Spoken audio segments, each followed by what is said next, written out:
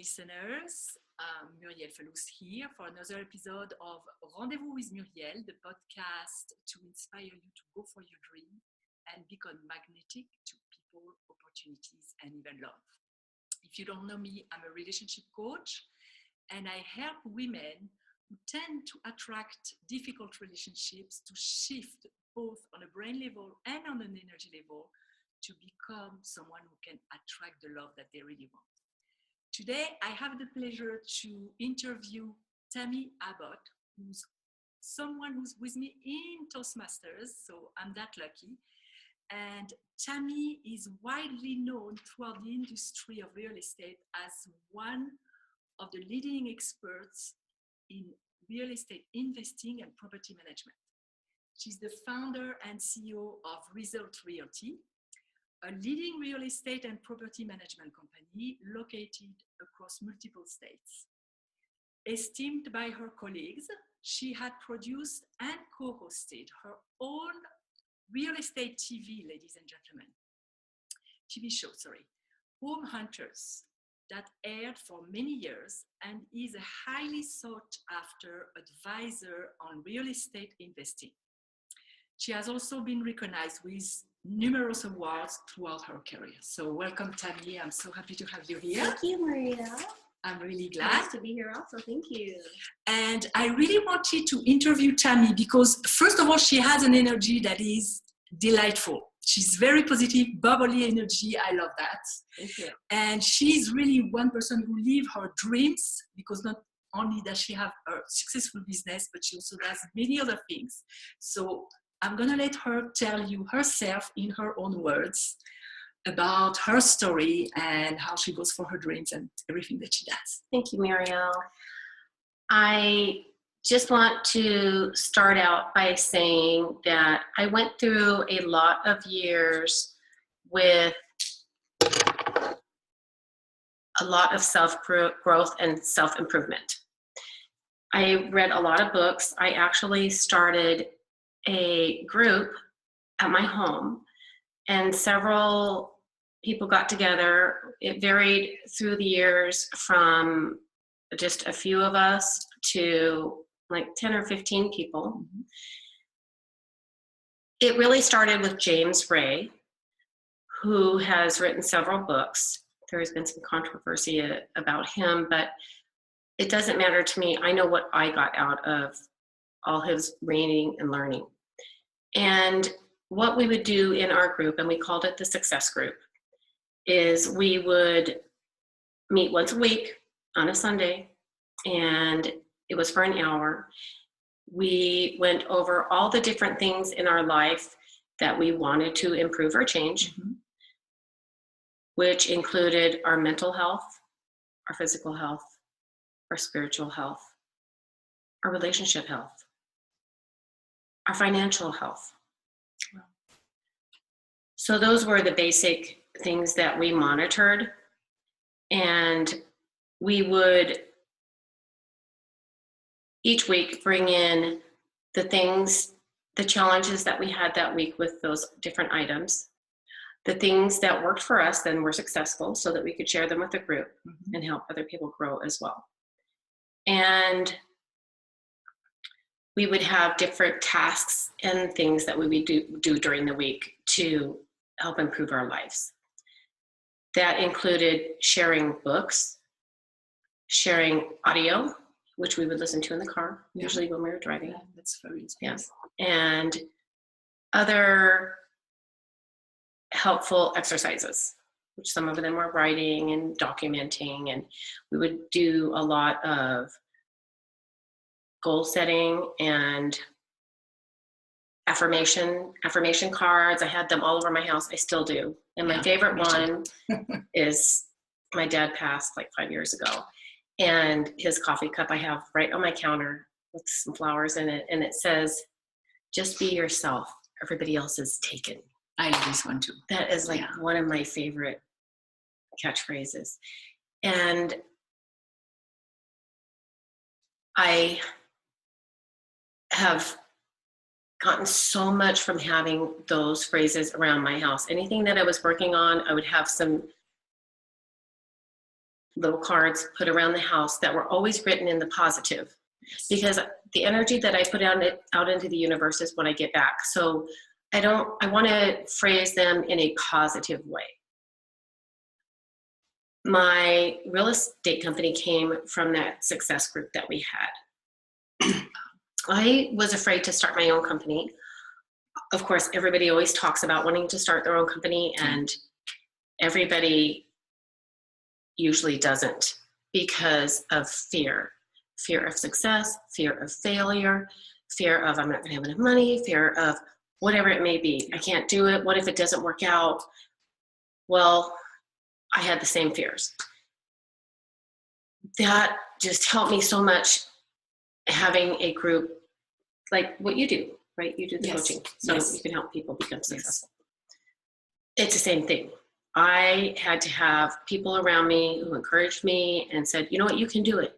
Even if it doesn't make any difference. It's going to get me closer to where I want to go. I started my company 8 years ago. I am not in multiple states right now. I do want to specify that. What she was reading was a bio on the back of my book. I actually am an author now as well, because I wrote a book about real estate. I wish we had the book to show you guys, but I did not give you the book. I thought I had no, we were in a hurry. That's okay. That's is there a link where they can get it? Yes, I'll put it in the description. You can buy it on Amazon, and it's called Riches from Rentals. And what had happened, my cousin Debbie had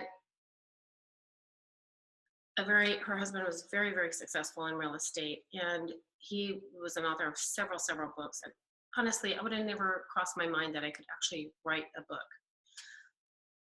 and be successful at it. He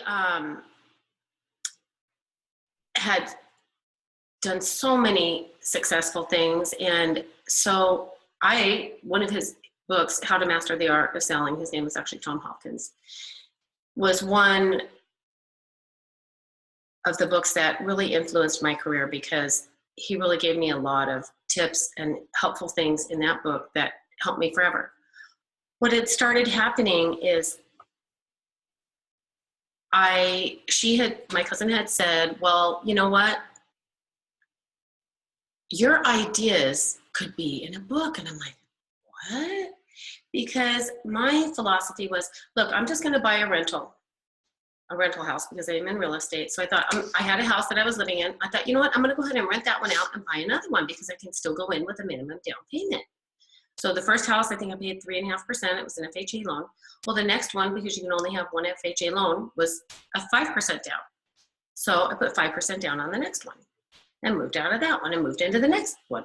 And I just kept doing that. I'd stay in it. I'd fix it up for like a year or so. And then I'd buy just something just a little bit bigger, a little bit different, so that the mortgage company would give me more money. Lo and behold, not too long later, here I had like 10 properties. Well, and then the property values were going up a little bit, so I was getting a little equity built into the properties.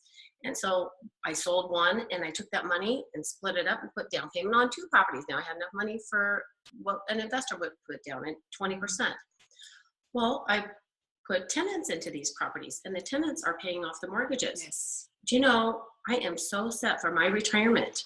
And here I wrote this book. This was years ago when I wrote that book, but it was based off of my experience and what I had been doing.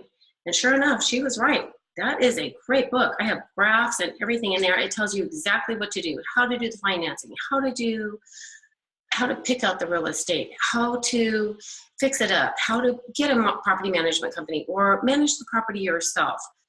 It really is true. Riches from Rentals. I am completely set in my retirement. I had to fund my own retirement. I'm self-employed. I have to take care of it myself. And who knows if Social Security is going to be there anyway. Everybody always says, oh, sorry, a little more. Everybody always says, oh, you don't know if Social Security is going to be there. It's still there, but how many people can actually live on it? Everything keeps going up. Yeah. Right. So anyways, that was a great thing. And it's such a sweetheart. My cousin, she still is just the sweetest thing in the world to suggest that. And I just try to always improve my situation that I have now, because I've got such a good habit going from being in that success group. Yes. and meeting with everybody. I don't have it anymore. I had that for about 4 years in a row.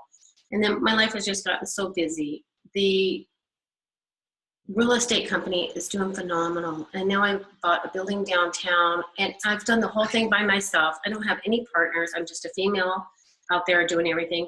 And sure enough, I mean, when I first started out, I didn't have any money. I just didn't have any money. I just barely had a little bit just to get along. I remember not having $10 to buy paper for the office. Wow. My first little office that I got was 400 square feet. It was just the size of a little tiny small bedroom. And I hired a gal, and I'm like, look, I can afford to pay you like 2 hours a day. And Lori is like, that's okay. She didn't have anything. She was happy to have it too. Boy, by the end of the first month, she was almost full time because I was just so busy. And I'd started doing some property management. I had done it on my own for my own properties for a while, but I hadn't, done it for everybody else. And so when I opened up the company, it just went from zero to large in a small amount of time. I did open up an office over in California, but I live such a busy, active lifestyle. And for me to separate myself into another state that actually, it's harder to make money there because of all of their taxes and everything. So that was another learning experience for me. It's live and learn, right? Yes. You don't learn everything every day. And mistakes are okay because that's how I get to where I want to go. I'm okay with that. And do you attribute, I'm sure you attribute your success to your practices of affirmation and thought habits too? Absolutely. That is probably the number one thing that has made me successful. Because I want to be positive in all my thinking. That is a lot of work when you're new at it and you're just starting out, because I constantly have to monitor my thoughts at all times. Yeah. It's like, oh, I'm looking over at that person and I'm picking them apart. Why am I doing that? Oh, they're heavy, or their hair, or their face, or their some physical attribute, or the way they act, or the way they talk. Because I don't have enough self-esteem within myself. Yes. Usually is probably why I'm doing that. Yes. So when I look at my thoughts, I'm like, oh, why am I picking that person apart? Wait a minute. Why don't I look at the good attributes of that person? And I did the same thing when I looked at myself in the mirror. I would say, oh my gosh, look at those wrinkles there, or look at that hair, or look, I need to get this, or I need to get that. There was always something. So I started looking in the mirror and going, I'm going to pick out something that I like about myself. How about that? Wow, I have beautiful eyes. So you I have a nice smile. People instead of me now. That's okay.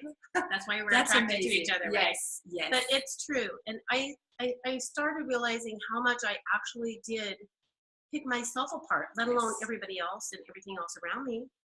And so I even put my little affirmations on my mirror. When I looked in the mirror, each day I'd be like, find one thing that you love about yourself and tell yourself about that. And so I would do that. And we are usually, when we start on that path, we realize that we are usually much harsher with ourselves than with anyone else in the world. Yes. We're bullying ourselves without even knowing it. For sure. So that's a huge step. And then one other thing, and this is in my more recent past that I noticed, is I tend to put a lot of weight into what other people say to me and think that I should be doing. And a lot of times it's not right for me. That is based on their experience and on their life and their life history. It's not based on mine or my life history. I'm always trying to do the right thing. So I always ask everybody's opinions, and then I take everything that I hear and try to make a decision that's best for myself. How do you make that decision? For me, personally, I feel it in my body. I feel here or here, and I know right away if it's good for me. Do you have something that shows up in your body, or how do you know that you are aligned with your truth and not somebody else's truth? Yes, it definitely comes from the inside out. I try to take the best of what everybody has that fits me and make my choices and decisions based on that. And sometimes I have to tell other people, look, okay, that's okay for you, but it's not okay for me. I feel like I'm doing the right thing, and I feel like I'm doing good right now. And you may have that opinion, and you may be telling me what you think that I should be doing, but this is what I'm doing, and I feel like it's good for me. So I'm okay with me right now. So you were able to develop the habit also and the strength to set boundaries with people and not let them invade you. Yes. I have learned how to say no. I have learned how to accept other people's opinions as their opinion and not accept it as my truth if I don't feel that it's my truth. Which brings me to my band. This is so exciting for me. It's my favorite thing. I just love it. I knew I always loved music from the time I was little. That's all I want to do is listen to music all the time. And I just always sing. And my mom, she's so funny. When I was young, I was like 13. And she goes, honey, don't quit your day job. I was like, well, that's a mean thing to say for my own mother, who's just the best person in the whole world. I love her to death, and she wants nothing but the best for me. Well, anyways, years later, now I turned 50. I'm letting the whole world know how old I am. I don't really doesn't care. even matter because when you're but, so I just turned 50 something, right? It was 2 years ago, and I was out with some friends of mine, 2 other gentlemen, and they were talking about, oh, we should get a band together. And one guy was really good. He'd been in music his whole entire life. And the other guy had just gotten a guitar and barely knew anything. And I had never been in music. And I go, yeah, let's do that. Because I had a keyboard at home. And it's like, I couldn't really get into it as much as I should, I played barely a little bit. And so we're like, yeah, let's get a band. And they go, we need a drummer. And I thought, well, let me go take a lesson. So I went the next day and took a lesson. I loved it. So I went right on to Craigslist, got myself a drum set, and started taking vocal lessons, started taking drum lessons, and now vocals for playing too. You sing? I sing and play, yeah. Okay. And actually, I'm the main singer of the band. I have to go see you because we played twice out yesterday. So now here it is, 2 years later, and we are playing out all over town. We just played in New Orleans on Bourbon Street, and it's phenomenal. Words just come out of me, so we've already started writing our own songs. We have one original already, and the name of my band is Rikki Tikki Band, Rikidiki. And it is just the funnest thing in my life. So I run my real estate company during the day, and I play music whenever I get a second. I usually practice in the mornings, and I practice at night. And I practice because I want to. It is work. It is hard. It is like sometimes going to the gym or whatever, but you have to do it to be able to get better. And that's right. It's a passion of mine. It's in my soul. I love being able to do that. Yeah. And live for my passion. When you do that, so it fills you with joy, and it probably gives you more energy also to go through the day. Somehow I was born with an extra dose of energy. I don't know what happened. I really was. I seem to have more than most people, but I just love being fulfilled. And sometimes it takes a little while to find what fulfills you. It takes trying stuff. Yeah. But I noticed based on your story that you follow your instinct. You follow your heart. You're not afraid to try new things. And is that what makes you that strong and that successful? Because I know some people have also a mantra. You have a mantra when something is in your way and you face a challenge. Do you have a secret weapon? Is it going and playing music, or is it something that you tell yourself? How do you rise above the problem to be able to find a solution?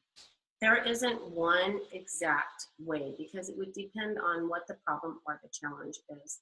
I have learned through time, because being in real estate is such, or can be, a stressful profession to be in, depending on my thoughts. I used to be so stressed out at night. I'd have people on the moving truck and something would be going wrong with the loan, with the lender, and I referred the lender to them and they're looking to me for help and have to be out of their other place. I would just be so stressed out because my clients were stressed out and there was nothing I could do about it. Absolutely nothing. I would do the best I could. My mind is searching for a solution, searching for an answer. And I was so stressed out and I thought, I can't just live like this anymore. Otherwise I'm gonna have to get out of this profession. And so I started with that item at night. I couldn't sleep. You know, it was going through my mind 100 times, circling the same thing, circling, the same thoughts. And so I got a piece of paper out and I put it on the side of my nightstand. And I thought, you know what? I can't do anything about it right now. At 12 o'clock at night, I can't call anybody. I can't do anything. So I'm going to go ahead and just let it go. I'm going to go ahead and write it down on this piece of paper. I'm going to put it by the nightstand. And I'm going to give myself permission to go ahead and sleep. And in the morning, I will deal with that issue when I can. That was one of the biggest things that helped me. But every single issue is different and every single challenge is different. I've learned how to communicate so well. Yes. If it's a personal item or in a personal relationship item, I'm not going to communicate with somebody when I am upset or angry. I'll give it a little bit of time to let myself calm down and let my emotions calm down. And then I'll speak to that person or to that business associate or whoever it may be to get the problem resolved as best as I can. I give 150,000% in my life, I feel. So I can't be hard on myself because I give so much. Again, like with the personal issues and items like that, I just try to, I constantly love doing any self-help books or energy work, anything like that. I love doing. And I know that one of the best things in my life is what I put out in energy into the world is what I'm going to get back. So I try to put out good, so I get back good, and it works. But you said something that is very crucial, is to give myself permission. Because sometimes we're trapped in a vicious cycle because we don't give ourselves permission because it seems like a protection to overthink and try to turn the thing under all angles. And that's an illusion. It actually depletes us from our actual potential to resolve the problem. So that's amazing. And that put that on the nightstand. I know I have a thing in my head when I obsess about something because I'm like you, I'm very, very, very busy. So when I start obsessing, I imagine that I have a divine shelf or a universe shelf. I just put my thing over there, and they can even take care of it if they want. Well, I'm not. While you're sleeping. Yes. You wake up in the morning and you get a call, and it's like, and it does happen.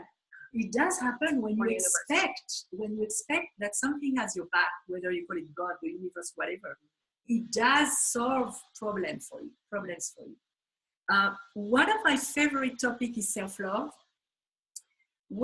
And people don't always know what self-love is. They don't know where to start. They don't know what to do. What is your definition of self-love? My definition of self-love is being kind to myself, being loving to myself. Because who's going to take care of me and who's going to love me more than anybody? It has to be me. I have to fill my cup up first and overflow it to other people. I have to fill myself up first, or I don't have enough to give to anybody else. I cannot deplete my own love, and I cannot deplete my own self. That doesn't work for me. I've tried that.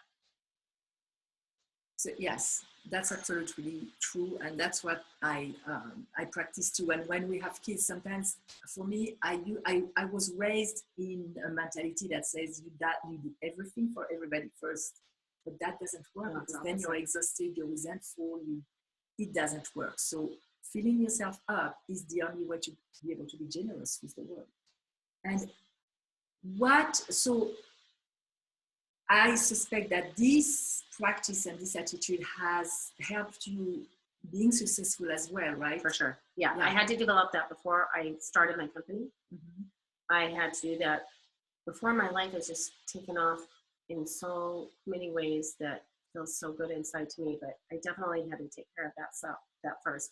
And what does that mean, loving myself and taking care of myself? That means that when something comes up, and even though it's difficult for me to say no to somebody, I do that. And that means when I'm having a personal relationship problem that I really need to speak with somebody, even though it's a difficult thing for me to do, I do that because I need to have mental peace. And I cannot have mental peace unless my mind is at ease. So when something comes up, instead of me holding on to it and stewing for a day or 2 days or 2 weeks or 3 months or 5 years and be mad at somebody 5 years later, I can't do that. And I have to learn how to forgive people. I have to forgive them right away because I can't have that inside of me. That does not make me happy. That makes me a miserable person. I have to pay attention to my needs, my body needs. I have to make sure I get my sleep. I have to make sure I eat healthy. I have to make sure I get my right exercise.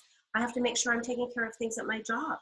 I have to make sure I'm taking care of my family and my friends, and I'm spending enough time with them because I have a lot of people that I love, and I have to keep those relationships going because those are important to me.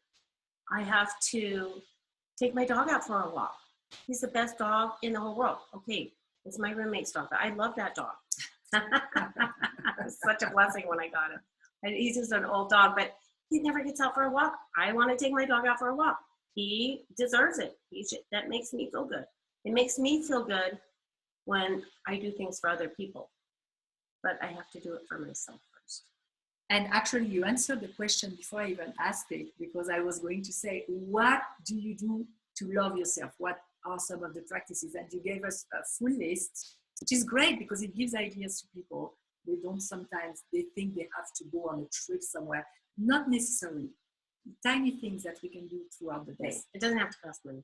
Yes. Honestly, happiness doesn't cost anything. Happiness is free. That's a great sentence. We should tweet that. Okay, yeah, let's do that. You do it. I will. If you wanted to give 1 or 2 words of advice to our viewers and our listeners, as far as going for their dream and for them to be able to be successful at it, what would you tell them? I would say, as within, so without. That was written on a stone hundreds and hundreds, maybe thousands of years ago that they had found somewhere. I don't know if it was in Egypt or somewhere. But that hit home with me because what's going on inside of me is what's going on outside of me. So if I keep my inner health good, then my outside life is going to have that reflection back on me. So I told you guys that she was amazing. She has amazing energy. That's such a great way to function in the world.